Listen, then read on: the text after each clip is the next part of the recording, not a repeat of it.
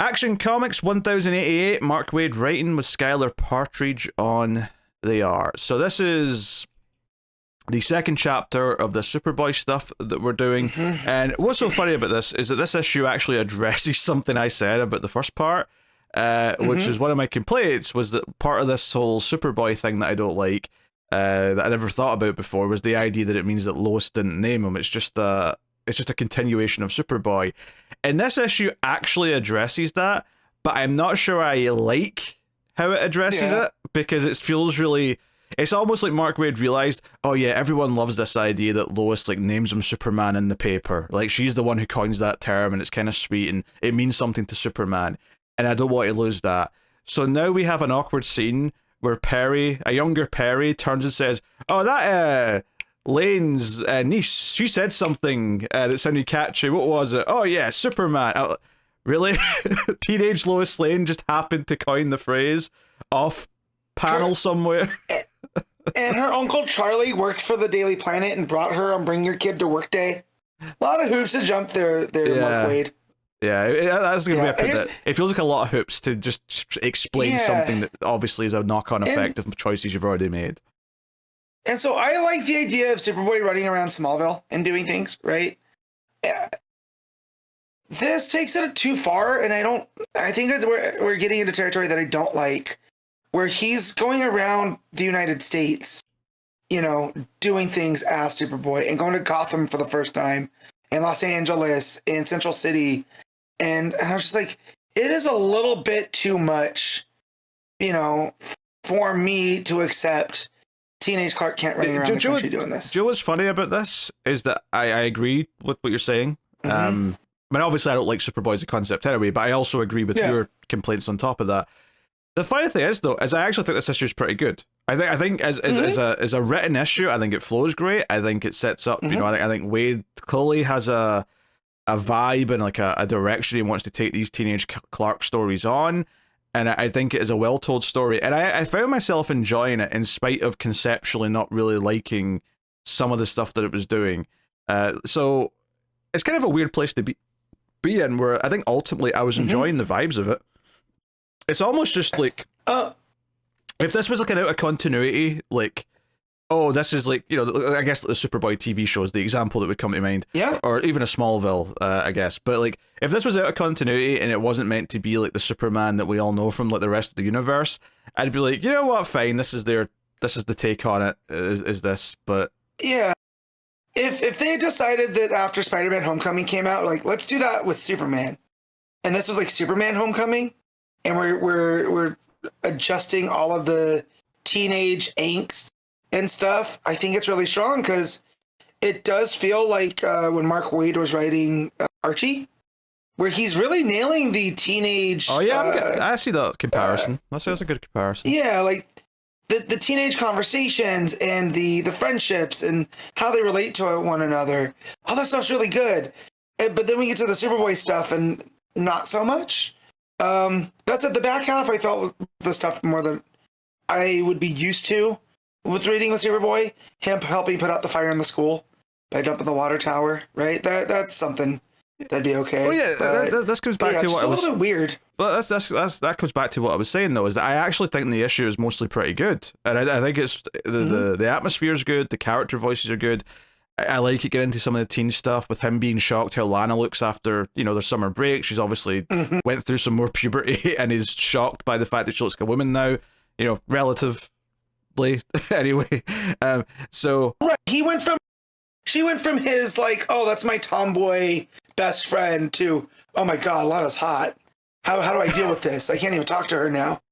You know? Yeah, and you know the humor of that. Which again is very Archie. The humor of that of him like crushing his locker with his hand because he gets distracted by that is funny, and I think this side of the book I actually quite like, and I think most of the Superboy heroics in the back half I think are pretty solid, and it's kind of like, because they do this whole thing where the Kents are like, hey, we don't want you doing anything in Smallville as Superboy because people might recognize you, and we'll start to like move away. The mum gives him an old pair of glasses and says, hey, wear these to sort of help differentiate you from Superboy. And it's like, okay, that had to come at some point. but he's told not to do anything, and that's why he's going to other cities. That's why he's going around and doing that elsewhere, so that he's far away from anyone who could maybe recognize him.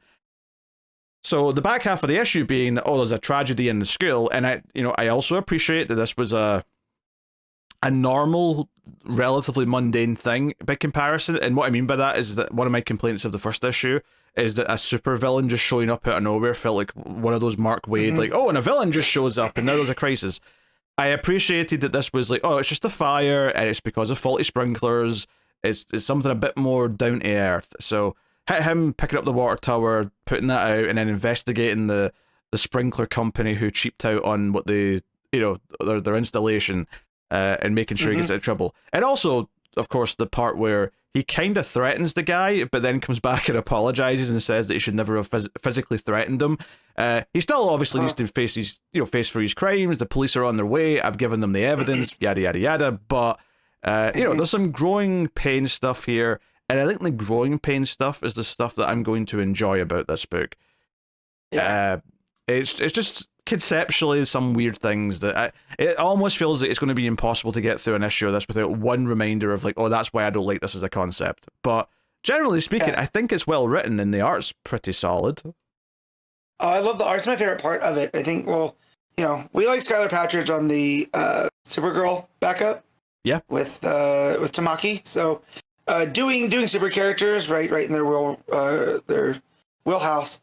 But yeah, just the scene of Superman or Superboy realizing where the guy's like, don't hit me, don't kill me. And just the little panels of his eyes, his eyes open, then he squinches them, and then he leaves. It makes a hole, right? And then he comes back through the hole to apologize. And just the way that it's framed and the way that he's drawn, it's two completely different vibes for the same area. And that's some really good visual storytelling at play. Yeah. No, I think that's all good. Obviously, the big thing is that there's a Mr. Blake at the school who shows up at the Kent farm at the end and says he needs to talk to Superboy, and the Kents and Clark all stand there kind of shocked that someone's already figured it out. Is there someone named Blake that I'm not thinking of that this is?